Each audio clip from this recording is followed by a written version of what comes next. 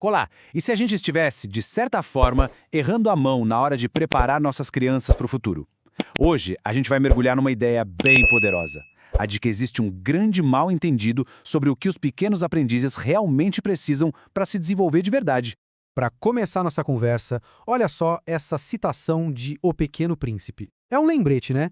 De que perspectiva é tudo, especialmente quando a gente está tentando entender o mundo de uma criança. Um mundo que nós adultos muitas vezes esquecemos como enxergar. Pessoal, passando aqui só para avisar que se esse conteúdo está te ajudando, me segue também no Instagram. Lá eu aprofundo ainda mais esses temas. Link do perfil na descrição e no primeiro comentário fixado. É aquela famosa história, né? A criança desenha uma jiboia que acabou de engolir um elefante, mas os adultos, eles só conseguem ver um chapéu. Essa metáfora é o ponto de partida para a nossa análise de hoje. Será que na educação infantil a gente também está vendo só o chapéu? E olha, essa ideia de ver só o chapéu não é só uma coisa de livro, não. É o ponto central da análise que a Érica Christak faz na obra dela, A Importância de Ser Pequeno. Nossa discussão hoje se baseia justamente no argumento dela, o de que, assim como os adultos da história, a gente pode estar interpretando muito mal o que as crianças de fato precisam. E é isso que nos leva ao coração do problema, algo que a autora chama de paradoxo da pré-escola. É um conflito que, curiosamente, nasce das melhores intenções, mas que no caminho acaba perdendo o foco do que realmente importa. Mas, afinal, o que é esse paradoxo? Bom, é basicamente um abismo. Um abismo entre o que as pré-escolas oferecem e o que a ciência do desenvolvimento infantil já confirmou ser essencial. A gente está botando tempo e recursos numa direção, enquanto as verdadeiras necessidades das crianças apontam para outra, completamente diferente. E aqui, olha, o contraste fica muito claro. De um lado, esse tal de modelo de fábrica, focado em memorização, em decorar formas, cores, fatos soltos. Do outro, o que a ciência mostra que é o mais importante. Uma base emocional sólida, uma linguagem rica, flexibilidade de pensamento, a diferença é gigantesca. Um modelo treina para passar numa prova, o outro constrói uma mente que vai aprender a vida inteira.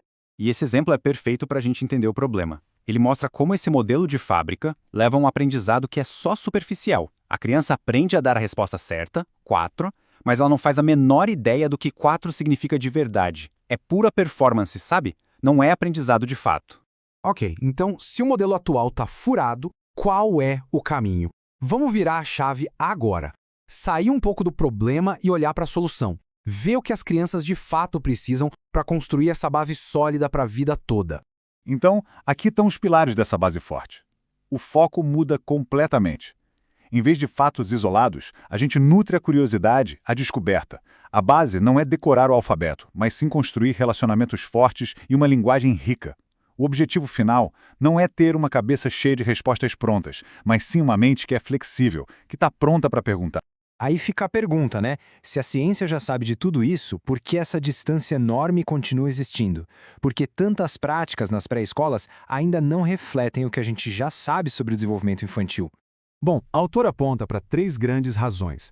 Primeiro, os especialistas em educação e psicologia muitas vezes trabalham isolados, cada um no seu quadrado, sem muita conversa entre eles.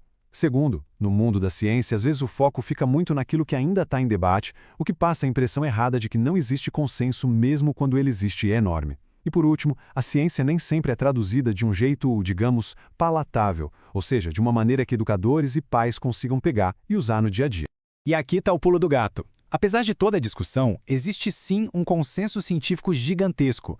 Focar só em leitura e matemática, deixando de lado a regulação emocional e o pensamento crítico, é simplesmente um erro. As duas coisas não são opostas, muito pelo contrário, elas dependem uma da outra.